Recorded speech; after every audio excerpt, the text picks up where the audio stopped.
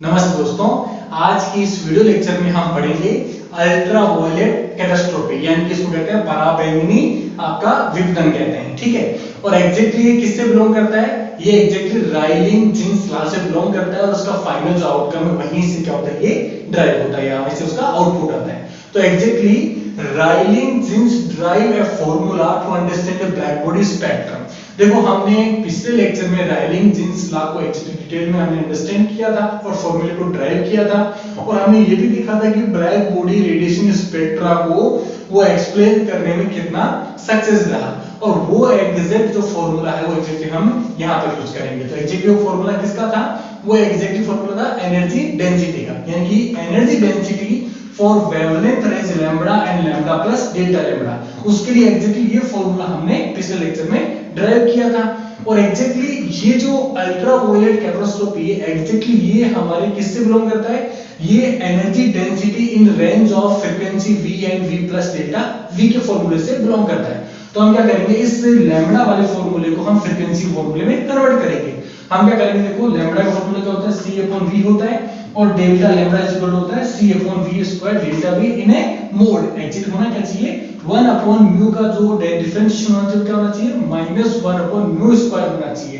तो यहाँ माइनस आना चाहिए, लेकिन मैंने क्या किया, यहाँ पर मोड ले लिया मैंने यहाँ पे। ठीक है, इसलिए क्योंकि फ्रीक्वेंसी नेगेटिव नहीं हो सकती है। एग्जैक्ट देखो यहाँ पर इस फॉर्मूले को मैंने यहाँ पे ड्राइव किया, ठीक है, और ये वैल्यूज मैंने सारी इसके अंदर पुट की, और ये मेरा फाइनल आउटकम निकला। एक्चुअली आप इसको पुट करके सॉल्व करके देखना, एक्चुअली यही आपका परिणाम आएगा। मैंने यहाँ पे डायरेक्टली इसको राइट डाउन कर दिया। ठीक है, अब एग्जैक्टली हमें इसको सॉल्व करने के लिए हमें क्या करना पड़ेगा कि ये क्या शो करता है? ये शो करता है कि किसी भी ब्लैक बॉडी से जो रेडिएशन निकल रही है फ्रीक्वेंसी की, वो फ्रीक्वेंसी किसी भी रेंज फ्रीक्वेंसी है उससे थोड़ा सा ज्यादा फ्रीक्वेंसी रेंज की, यानी mu plus delta mu frequency range के लिए एग्जैक्टली ये फॉर्मूला ड्राइव होता है। लेकिन हमें चाहिए क्या? हमें तो पूरी फ्रीक्वेंसी, उस फ्रीक्वेंसी से जो रेडिएशन निकल रही है टोटल फ्रीक्वेंसी, यानी इस ब्लैक बॉडी रेडिएशन जो ब्लैक बॉडी आपका है, इससे जो टोटल रेडिएशन निकल रही है, जो जिस फ्रीक्वेंसी के निकल रही है, हमें पूरी फ्रीक्वेंसी क्या चाहिए?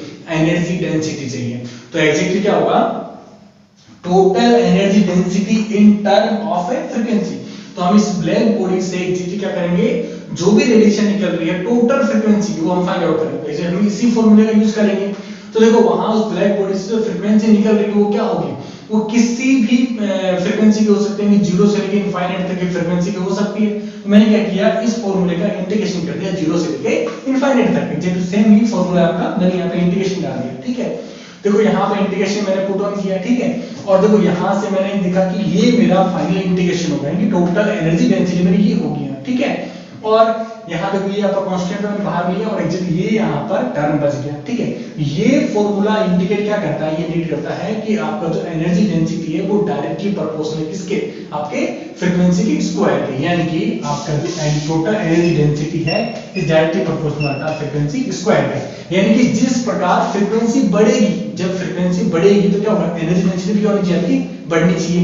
यानी कि अगर हम यहाँ पे ग्राफ ड्रॉ करें ब्लैक बॉडी रेडिएशन के लिए, अगर कि फ्रीक्वेंसी और एनर्जी डेंसिटी में, एनर्जी डेंसिटी आपका y एक्सिस पर है, फ्रीक्वेंसी आपका जो है x एक्सिस पर है। तो जैसे जैसे फ्रीक्वेंसी की वैल्यू बढ़ेगी वैसे वैसे क्या होना चाहिए था? एनर्जी डेंसिटी का जो कर्व है, यानी कि उसका जो पीक है वो क्या होना चाहिए था?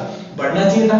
और फ्रीक्वेंसी जब इनफाइनाइट चली जाएगी इंटीग्रेशन के अनुसार हमारा, ठीक है, तो क्या होना चाहिए? वहां पे एनर्जी डेंसिटी क्या चाहिए? इनफाइनाइट हो जानी चाहिए। पर एग्जैक्टली ऐसा नहीं होता है। हमारे कर्व के अनुसार क्या होता है? एक पीक वैल्यू हम गेट करते हैं, उसके बाद कर्व वापस क्या होता है? ढलान की ओर बढ़ता है, जो बल्कि एग्जैक्टली ये हमारा जो रिजल्ट है वो एग्जैक्टली हमारे फॉर्मूले से मैच नहीं खाता है। तो एग्जैक्टली इस फॉर्मूले का एग्जैक्टली जो मीनिंग है मैंने एग्जैक्टली यहाँ पे लिखा है वो क्या है? देखो, एट लो फ्रीक्वेंसी या हायर वेवलेंथ। ठीक है, आपको पता होगा फ्रीक्वेंसी और वेवलेंथ हमेशा रेसिप्रोकल होते हैं कि फ्रीक्वेंसी ज्यादा है तो वेवलेंथ कम होगी, वेवलेंथ ज्यादा है तो फ्रीक्वेंसी कम होगी। देखो, लो फ्रीक्वेंसी या हाई वेवलेंथ राइलिंग Jeans law agree with experiment. ठीक है, एक्सपेरिमेंटल ब्लैक बॉडी कर्व, यानी कि एक्सपेरिमेंटली जो ब्लैक बॉडी का कर्व जो आता है, जो हमने भी देखा, वो एग्जैक्टली क्या होता है? राइलिंग जीन्स लॉ सेटिस्फाई करता है। वहां पे ऐसे नहीं सेटिस्फाई नहीं करता, सेटिस्फाई करता है तो कुछ रीजन में करता है। और वो कौन सा रीजन है? वो है आपका लो फ्रीक्वेंसी का और हायर वेवलेंथ का रीजन है। वहां पर तो हमारा राइलिंग लॉ क्या होता है? एग्जैक्टली ये वाला हमारा वेरीफाई होता है। लेकिन but at a higher frequency या low wavelength this law not agree with black body curve। लेकिन अगर हम इन केस लेते हैं किसका? हायर फ्रीक्वेंसी का और लो वेवलेंथ का, ठीक है, उस केस में क्या होता है, रेलिंग जिंस हमारा वैलिड नहीं होता है, ब्लैक बॉडी कलर के साथ एग्री नहीं करता है। तो एग्जैक्टली देखो कि लो वेवलेंथ का मतलब क्या हुआ, लो वेवलेंथ, एक्चुअली वेवलेंथ का मतलब क्या होता है, वेवलेंथ का मतलब हम समझते हैं कलर से, कि अगर रेड कलर है तो हायर वेवलेंथ का है, ठीक है, वायलेट बैंगनी कलर है तो क्या आपका लो वेवलेंथ का है। तो देखो लो वेवलेंथ रीजन के अंदर, यानी इसका मैंने यहाँ लिखा है नीचे देखो मैंने, कि लो वेवलेंथ का मतलब क्या हुआ आपका बैंगनी कलर हुआ, यानी कि इन वायलेट कलर मतलब बैंगनी कलर, ठीक है, वायलेट कलर वेवलेंथ रीजन, उस वेवलेंथ रीजन के अंदर होना क्या चाहिए, अकॉर्डिंग टू दिस लॉ, इस लॉ के अनुसार, ठीक है, energy density should be so large, यानी कि इस रीजन के अंदर, ठीक है, लो वेवलेंथ का मतलब क्या, हाई फ्रीक्वेंसी हुआ, लो वेवलेंथ क्या हाई फ्रीक्वेंसी, हाई फ्रीक्वेंसी का मतलब क्या हुआ, आपकी वैल्यू जो है वो इनफाइनाइट की ओर जा रही है, तो इनफाइनाइट की वैल्यू जाएगी तो क्या होगा, फ्रीक्वेंसी में लगातार क्या होगी आपकी बढ़ेगी वैल्यू,